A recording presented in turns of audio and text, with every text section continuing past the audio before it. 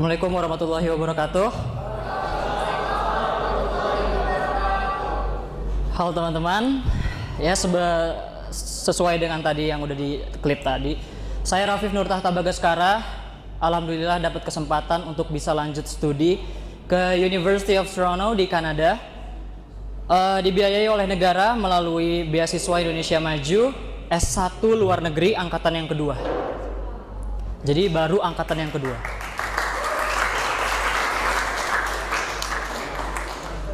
Senada dengan profil yang saya bawa hari ini, yaitu penerima beasiswa Indonesia Maju, saya pengen coba bahas sharing dan discuss bareng teman-teman tentang study abroad alias kuliah ke luar negeri. Karena akhir-akhir ini sebetulnya study abroad itu bukan topik yang asing buat teman-teman atau topik yang baru buat teman-teman. Karena akhir-akhir ini banyak teman saya yang viral di sosial media, entah di TikTok kayak, di Instagram, di Twitter kayak, banyak banget yang viral. Si A keterima di top 10 di 10 universitas top dunia. Si B keterima di 20 universitas top dunia. Dan itu ramai di sosial media. Dan teman-teman, jangan kaget kalau tahun depan itu bakal lebih banyak lagi. Tahun depannya lagi akan lebih banyak lagi. Tahun depannya lagi akan lebih banyak lagi anak-anak yang bisa dapat kesempatan untuk kuliah ke luar negeri. Sampai ada titik di mana ya kuliah ke luar negeri udah jadi hal yang lumrah, jadi hal yang biasa. And there's nothing special about that.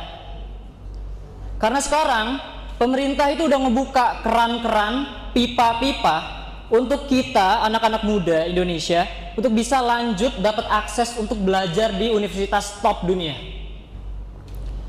Dulu, kalau teman-teman tahu beasiswa dari pemerintah, mungkin yang pertama kali muncul di kepala itu LPDP. Itu pun LPDP cuma S2, S3, atau mungkin untuk research. Untuk S1 gak ada. Tapi sekarang, pemerintah udah buka pipa-pipa, keran-keran untuk kita bisa kuliah ke luar negeri. Dibiayai oleh negara. Terakhir, LPDP bersama Kemenak, kalau teman-teman dengar, itu rilis beasiswa Indonesia Bangkit. Ini belum lama, sebulan yang lalu mungkin, 2 bulan yang lalu mungkin. 2 tahun lalu beasiswa saya diluncurkan. Jadi beasiswa saya ini masih baru angkatan kedua, dan itu saya yang angkatan kedua. Beasiswa saya diluncurkan, judulnya Beasiswa Pendidikan Indonesia. LPDP bekerjasama dengan Kemendikbud. Dari Beasiswa Pendidikan Indonesia banyak lagi cabangnya ke bawah. Beasiswa Indonesia Maju, terus nanti ada beasiswa untuk guru, beasiswa untuk TNI Polri, beasiswa untuk wirausaha. Dari beasiswa Indonesia Maju aja ada lagi cabangnya. Beasiswa Indonesia S1 luar negeri, BIM S2 luar negeri, dan dalam negeri juga ada. Jadi sekarang banyak sekali pipa-pipa untuk kita bisa akses universitas top. Jangankan 100 dunia, 5 dunia pun dijabanin sama pemerintah.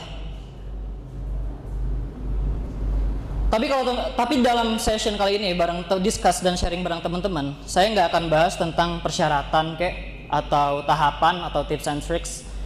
Yang saya akan bahas itu tentang sense of urgency. Kenapa kita harus kuliah ke luar negeri? Kenapa teman-teman harus consider?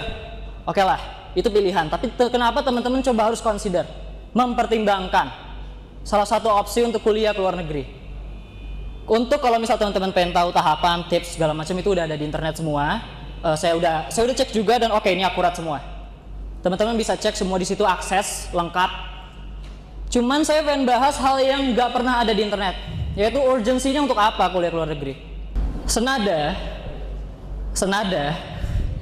dengan tadi Syauqi ngomong tentang bonus demografi di tahun 2030-2045, memang betul. Di tahun segitu pun Indonesia diprediksi oleh para pengamat dan politikus akan jadi top 4 ekonomi terkuat di dunia. Dan sebetulnya kalau kita melihat dari sisi baiknya, oke, kita akan jadi negara hebat. Tapi we have to prepare for the worst. Karena ada something dari bonus demografi yang harus kita waspadai. Bonus demografi, kalau secara definisi, itu adalah situasi di mana suatu negara komposisi penduduknya lebih banyak yang produktif daripada non produktif. Jadi bonus demografi totally cuma ngomong tentang kuantitas, tapi kualitas, who knows. Bonus demografi nggak pernah menjamin kualitas. Bonus demografi menjamin kuantitas, di mana Indonesia di tahun 2030-2045 itu akan 68% dari total penduduk adalah usia produktif. Can you imagine 68% of population itu usia produktif? It's a massive number. Itu angka yang gede banget. Imagine dari 300 juta penduduk Indonesia, 68% itu usia produktif semua. Kuantitasnya tinggi banget. Masalah ini, tapi kita ada masalah di kualitas. Gak ada yang bisa jamin kualitas. Dan ini senada yang kemarin ya banyak lah yang ngomong tentang ini. Pak Jokowi pernah bilang dalam hal ini tentang di suatu forum bahwa kualitasnya harus dijaga, harus dibina. Dari segi oposisi pemerintah, Fahri Hamzah juga pernah bilang hal yang senada bahwa ini harus kalau nggak dibarengi sama edukasi, bukannya lonjakan kenaikan ekonomi, kelonjakan pengangguran mungkin yang ada. Kemarin juga KNPI, Ketua KNPI dalam Rakernas KNPI 2023 bicara hal yang senada juga, bahwa ini harus dibina pemuda-pemuda Gen Z yang nanti 2045-2030 itu bakal jadi tulang punggung negara. Karena teman-teman bayangin, kalau misal kuantitas yang tinggi tadi gak dibarengi, gak linear sama kualitasnya, yang ada kita cuman ada penumpukan SDM, kualitas SDM yang rendah. Dan kalau kualitas SDM kita rendah, ya gimana FDI mau masuk? Gimana foreign direct investment mau masuk? Kalau foreign direct investment gak masuk Indonesia, gimana caranya Indonesia bisa jadi top 4 kekuatan ekonomi dunia? Kalau Indonesia gak bisa jadi top 4 kekuatan ekonomi dunia, ya bonus demografi will become a big bullshit after all. Fun fact, FDI, foreign direct investment Indonesia yang masuk ke Indonesia di kuartal 1 kemarin, itu totalnya 8, sekian miliar dolar. Dan menurut saya ini komposisinya sangat agak kurang berkenan. Karena 0,8 miliar dolar disumbang Amerika. Jepang nyumbang 1 miliar dolar. Cina nyumbang 1,2 miliar dolar. Hong Kong nyumbang 1,5 miliar dolar. Dan the rest dari sisanya itu disumbang oleh Singapura yang angkanya nyampe 4,3 miliar dolar. Can you imagine sebuah negara yang terbentang dari Sabang sampai Merauke, yang lebih besar daripada Eropa Barat, yang penduduknya ratusan juta, yang membuat negara ini jadi negara nomor 4 terpadat di dunia, itu dibiayai oleh investasi negara yang kalau kita mau lihat di map aja harus di zoom dulu. That's a fact. Anyway, itu sedikit tentang ekonomi. Nah makanya oleh karena itu pemerintah sekarang buka keran-keran supaya nanti SDM kita tuh bisa untuk bersaing, gak cuma di kancah nasional, di kancah internasional juga. Dan gini teman-teman, bagi saya segala hal ini ini secara general, proses itu ada 3: input, proses, output. Teman-teman, negara sekarang butuh kita. Sekarang butuh Gen Z, butuh teman-teman. Maka dari itu, negara butuh input-input yang berkualitas. Negara ini sekarang butuh input-input yang berkualitas untuk nanti difasilitasi untuk bisa diproses di tempat yang berkualitas.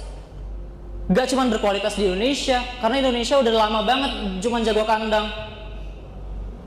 Diproses di tempat-tempat terbaik di dunia, yang nantinya diharapkan outputnya itu bisa maksimal. Karena kalau kita inputnya udah maksimal, udah selected, udah terpilih, udah terseleksi, udah terfilterisasi, diproses di mesin yang keren, di mesin yang paling canggih yang ada di dunia ini, ya insya Allah expected outputnya ya SDM yang berkualitas kan. produk yang berkualitas. Jadi sekarang, tapi masalahnya adalah ya Singapura punya National University of Singapore yang sekarang di top ranking 11 dunia. Singapura punya Nanyang Technological University yang sekarang di top 26 dunia. Teman-teman tahu nggak, Malaysia yang kita pikir setara sama kita atau bahkan kita lebih baik dari Malaysia, itu 4 universitas topnya itu masuk top 150 dunia. 4 universitas Malaysia masuk top 150 dunia. Jadi maka dari itu pemerintah saya rasa sadar bahwa ini nggak bisa jangka panjang doang. Ya kita harus kasih appreciate atau kita harus kasih ya pengakuan bahwa pemerintah akhir-akhir ini bikin kebijakan yang revolusioner. Terlepas teman-teman suka atau enggak, terlepas saya juga suka atau enggak, atau teman-teman diuntungkan atau enggak, atau saya pun diuntungkan atau enggak, ya kita tahu di situ udah ada awareness, udah ada effort. Tapi pendidikan itu bukan satu hal yang hari ini dibikin kebijakan besok selesai. Education is a long investment. Mungkin kebijakan yang Nadiem Makarim bikin kemarin dampaknya 10 tahun lagi, mungkin 20 tahun lagi, mungkin 30 tahun lagi. Tapi sekarang, now the question is, do we have enough time until 2030 to evaluate, to fix, and to solve our educational problem? Do we have enough time until 2030 to evaluate, to fix, and to solve our educational problem? We have to prepare for the worst. Kita harus siap-siap untuk situasi yang terburuk. Dan sekarang saya rasa pemerintah nggak tinggal diam. Pemerintah datang ke kita, nawarin nih segambret program-program pendidikan, program-program beasiswa yang teman-teman bisa akses. No matters teman-teman siapa, anaknya siapa, no matters. Pemerintah teman-teman berprestasi atau enggak, teman-teman bisa ikut seleksinya atau enggak, teman-teman kompatibel atau enggak. Udah sekarang itu aja, fair. Maka dari itu sayang teman-teman, saya angkat topik ini karena saya sedih. Saya masuk University of Toronto. Sekarang di University of Toronto itu top 21 dunia berdasarkan survei yang keluar kemarin.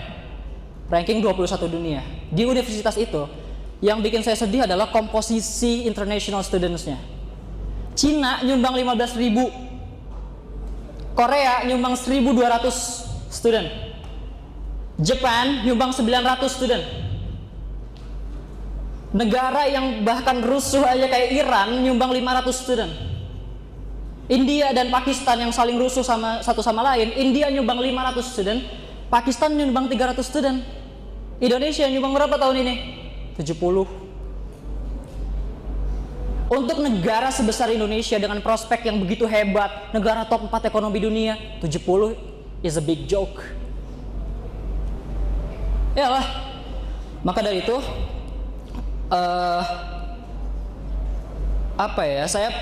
dan ini juga fun fact teman-teman. Ini dari Serang agak kurang untuk minat study abroad-nya. Tahun lalu yang study abroad tuh dari Serang ada 1, dari SMA 3. Tahun ini juga cuma ada 1, saya sendiri. Walaupun dari Banten itu komposisinya banyak. Kalau mau teman-teman tahu, yang dapat beasiswa dari Banten itu 22. 20 Tangerang, 1 Serang, 1 Rangkas. Gitu aja. Maka dari itu saya pengen angkat topik ini, bukan tips and tricks, bukan tata cara.